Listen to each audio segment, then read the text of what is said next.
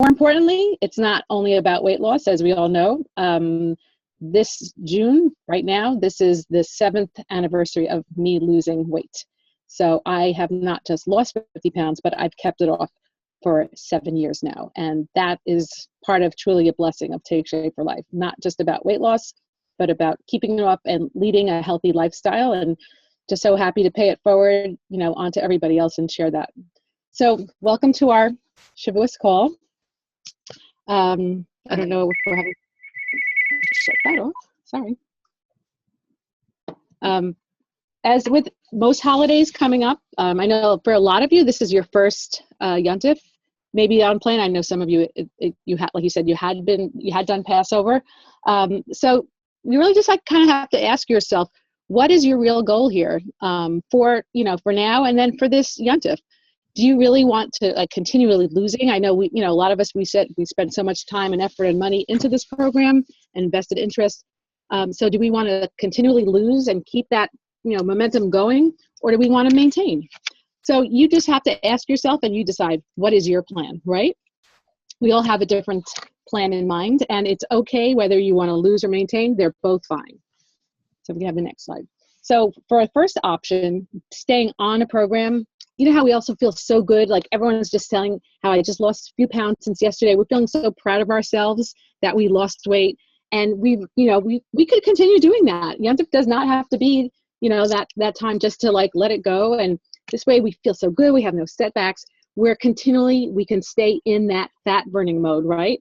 And when we're in the fat burning, we have very little, or less cravings than normal, right? So as we stay in fat burning, that can really help us give that momentum of continually and, see what we feel like after Yontif is over. The second option would be to just, stay on a maintenance plan. And that's perfectly all right. Don't feel guilty if you want to do a maintenance plan. It's really just a matter of your choice, what you think you'd adhere to the best. So if you're on a maintenance, if you want to do that, so you're going to be sticking to basically a healthy eating plan, making the right choices of some type of healthy fueling sources, so this way you won't succumb to things you might regret later on. Really paying attention to those portion sizes. Yontif is not an excuse to go overboard and have 2 or 3 servings of something, because we have learned that that's not the best manner, right? And let's utilize more whole grain, better, healthier choices, and not the white flour that we know that's not the best thing for us. Making better choices includes healthier fruits, better choices of vegetables, and focusing on more whole foods and not highly processed, things that involve a lot of different chemicals, high sugar, high trans fat, that have very little, they're empty calories and have very little vitamins or minerals. And the third option, would be, go off the plan, which again, there are people, it's just a matter of their choice. That's not what we would recommend, but again, it's something that you have to decide, and, we would support your choice, whatever you decide. But even if you do decide to go off plan, or, you binge a little bit, or, cheat a little bit, you don't really have to go full force, and don't sabotage yourself so much. Like if you're having a piece of cheesecake, just taste it. Don't eat the whole half of it, right? You don't have to just say, once I let go a little bit, I have to throw in the whole towel, or might as well, because it really will be held against you. It's going to be harder to kind of get back on. Try to just keep in mind, practicing mindfulness, eating 6 small meals a day, making much healthier fueling sources, make the right choices, and that will help you. And really, control your portions. Again, it's really a matter of that. And just realize what's going to be if you don't, right? Realize what are the results going to be? Because where do you really want to see yourself that day after Yontif? Really write it down, put it on the fridge, write this on the fridge, get the thing and say, where do I want to be on June 14th? What do I want to look like? What do I want my clothes to feel like? Seriously, where do you, and that's a choice, right? So are you going to be happy with your decision, follow through, and make a plan and decide, right? Okay. So obviously we're going to encourage you, not necessarily to utilize Shavuos or really any holiday, any Shabbos as an excuse. This is a little bit harder because it is a 3-day Yontif, right? It's a little bit harder than normal, right? And this is right before the summertime. Summer's right around the corner. School's almost over, people have travel plans, and people go swimming, and these people go to the beach. So where do we want to be over the summertime? What do we want to look like? And do we really want to have that like thriving energy over the summertime? We really have all these opportunities right at our fingertips that we can decide to make those right decisions that fit in with our goals, and following through. It makes us feel good, right?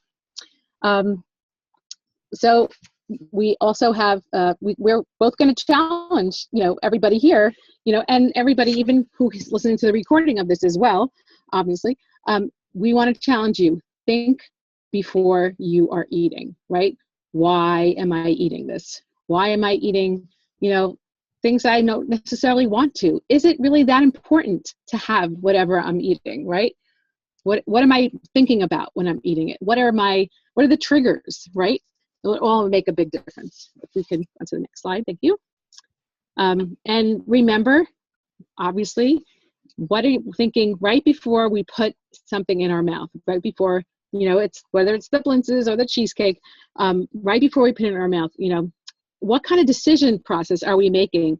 Are we just mindlessly shoving food in our faces? Which, a lot of us have been raised that way, and those are just bad habits that we can't help it, right? It's mindless eating. We don't even realize half the time when we're doing it, right? So is this something rational? Is this a decision that we've come through in a logical, rational way? Or is this just an emotional, eating frenzy? Oh, it's Shavuos, I'm going to nobody's looking, and I'm going to, I'm a closet nosher, I'll admit it. So, so I have done that. So I know, I think all of us can relate to some type of emotional eating, right? And, ask ourselves, these types of questions, when we make the decisions for eating, is it a rational decision? Like thinking out loud, and maybe even writing this out. We'll have a recording of this, maybe writing it out on a card. Is this type of decision that we're making, is it for the best interest long-term? Like, are we really thinking through the results of our actions? How are we going to feel after eating something that we don't necessarily want to, but like, I just ate it because it was there. All these excuses could come up, right? And, these types of, impulse type of eating, where are we how is that going to help us in a year from now? Like, how is that going to really help us as a person in the future, right? So, if we really make mindful decisions and we really pay attention to it, where we can actually utilize both our rational brain and our emotional brain, like both sides, to make the right decision for us, right? So just some helpful hints. Sometimes if you feel that you're going to be in a position where you might be tempted to eat something, like, maybe when you're making the cheesecake, even though it probably tastes better when it's done, but that's a good time maybe to brush your teeth right beforehand with some minty toothpaste, maybe, or get some mouthwash, and like right before dessert, that minty feeling, and it's not going to really taste so good to have those kind of items. Don't cook or bake on an empty stomach, because you will be way more tempted to eat much more. Wash your hands so you don't have all the stuff on your fingers. We don't want to have all those BLTs, the bites, licks, and tastes. Another option could be, another minty option could be having chewing gum and having that ready, or maybe even, a sugar-free mint, might help if you don't have too many condiments or snacks that day. A sour pickle is a great way to get rid of a sugar craving. It's really helpful. And then if you do decide to like take a bite of a cheesecake, it's really not going to taste as good, I guarantee it. It's a good thing to try out. I recommend it. And obviously some of us, it's a long yontif. We have a lot of meals. I know I'm invited out for a couple of meals. So let's figure out a plan when you're invited out to your friends, right? What's going to be with that? Like, there are times I've been invited out to people I couldn't eat anything when I first started, and I was like so stuck I would come home starving and I didn't know what to do. I had hard-boiled eggs when I got home. So write out an action plan. What are you going to do when you're invited out? Be prepared for that challenge when it comes up, right? And don't necessarily go so hungry, like don't go starving. If you have a choice of eating something before you go, another idea is I don't even ask people anymore if they want me to bring something. I just automatically bring a type of salad, whether it's like a cabbage, broccoli salad, whatever it is, a combination. And no one's going to say no, they're not going to say, oh, you shouldn't have brought that. You offer it, they might say no, but just bring it anyway. So this way you will be sure that you have something you can eat. And obviously when, whether you're in your own house or your friend's house, don't make food the focus of the whole meal. Don't make food the focus of the whole holiday. It's a yontif. Enjoy being with your friends. Enjoy being with your family. Have nice Divrei Torah, singing. It's a long afternoon. Maybe this is a nice time to take a family walk if you have a choice. The weather hopefully be a little better depending on where you are. Enjoy every moment. Make this Shavuos the real time that it's not all about food. It's about the people. And I wouldn't say necessarily to strut your stuff, but you could feel confident going into shul, carrying yourself, dignified, that in a way my clothes aren't tight on me, they fit me better. And I'm like the epitome. I'm a good role model of what it's like to be living healthier. It feels good, and people will notice that about you. And you could really be an inspiration for your friends, to other people as well. And whether, it's at Kiddush time or other, right? It could be when you're up all night in shul, if some of you are, right? Some other good ideas, when you're sitting at a table or at a Kiddush, what have you, position yourself in a way that you're not right next to the food, or pass the dish around if you feel that you're tempted, if it's right in front of you. Walk right around the table. Another really good idea a lot of people say is take a water bottle or a cup and just keep your fingers attached to it at all times, and that's going to hold you back, right? And that's your thing. But that could really help you. It's helped a lot of people. If you feel that you're at an event where, over Yontif, sometimes people have, the young couples in our neighborhood get together and they have everyone brings, what do they call it, potluck. So make yourself a small plate of something. Like, make sure you're not taking the big 10-inch plate. Ask for like the fish plate or, dessert plate. Eat slowly, right? And don't go back 4 seconds if you can. I know somebody who just had that type of a place where it was at the table when we said, we don't like when people don't have food on the table because then they don't go back for seconds. And we're like, no, we do it on purpose. We do the on the serving table, because this way nobody feels tempted to go back for more than they need to. Then when the first time they get enough, that should be enough. They don't need to go for seconds, really, if you think about it.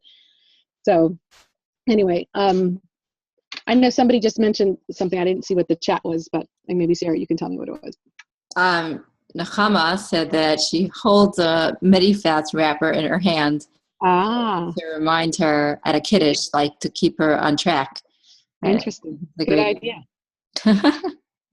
So, yeah. Some people are a little embarrassed, actually, to bring out, those types of things at Kiddushes. I might have felt like that in the beginning, but now I guess we're like known in our neighborhood. We started it out here, so anyway, if we can have the next slide, that'd be great. It's coming. Sorry. Oh, got it. Good idea. So I guess, we just said that, make some lean green, make some interesting recipe. I was going to make a broccoli slaw, and I ended up having kohlrabi and broccoli and cabbage, and I had some brand new recipe, and I was like, wow, that's going to be my new signature salad that I'm going to bring to people. And people were like, wow, that's so yummy. Where'd you get that idea from? You never know. You come up with fun new ideas. People like that, right? They're sick of the same old stuff all the time. So this is a really good one. Leftovers, right? How many of us eat leftovers when it's like after everyone left the house and we already ate and there's the stuff sitting on the counter and we just keep nitpicking at stuff and grabbing at it, right? I have done that totally. I don't know if any of you guys have done that. If this is an issue while cleaning up, obviously, choose a different job. Maybe decide between your husband and your kids. Ask him to clean the table and you wash the dishes, because you'll be less tempted. That for sure would work. Or, ask someone else to help you put away the leftovers, right? Maybe give the kids some special treat if they do. Immediately freeze all the leftovers, whatever you have, so then you have it for the next meal. And try to stay focused, obviously. It's a big difference. Having a good time, enjoying Yontif, planning ahead. These are just kind of going over all the general things we just discussed.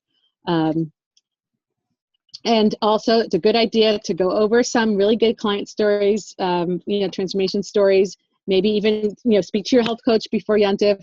We have a great bio network of support.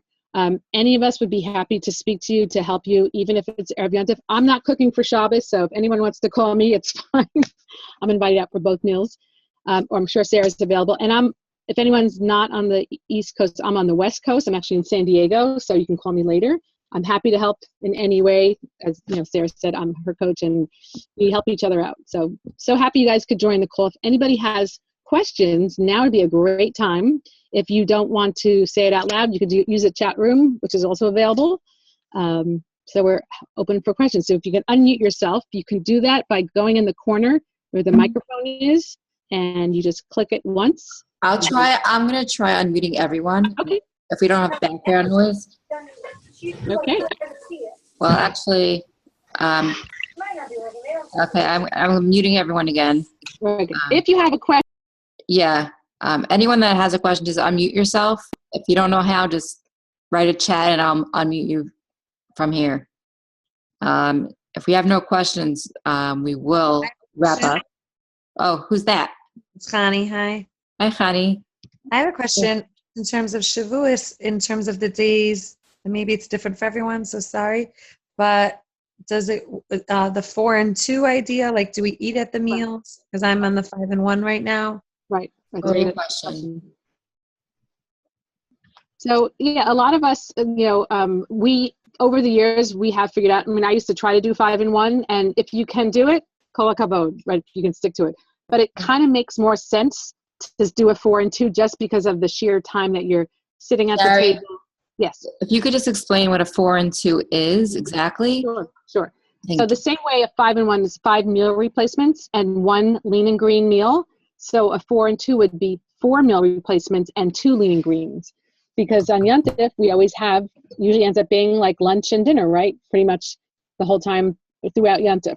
So it's probably the best bet that you have. That doesn't mean you can't do a 5 and 1. We just feel that over the years that seems to be, people seem to be more successful doing that. Because if they have a 5 and 1, it's harder to sit at the table and just have a tomato soup or, whatever it is. But whatever. I could just add one thing. Please, go ahead. Another option, and I agree with Sherry 100% I think the best option is a 4 and 2 on the days when they're 2 meals. But if someone really, just wants the 5 and 1, doesn't want to change anything, it's been doing really well, they could split their lean and green. Sorry, I just smell something burning. One second. They could split their lean and green in 2 and eat for 1 meal half. I did that sukkahs. It was not easy, I have to say. And I probably should have done a 4 and 2. But, it's totally up to every individual what they want to do. And since Sherry is saving her house from burning down right now, anyone else have any questions and I can address them? I'm sorry, just to clarify, then the measurements of the lean and green are the same, even if you're doing 4 and 2. And you get the fats, full lean and greens, 2 full lean and greens. Okay, thank you. Mm-hmm. And we have had people in 4 and 2 and they still continually lose. Yeah. Almost questions?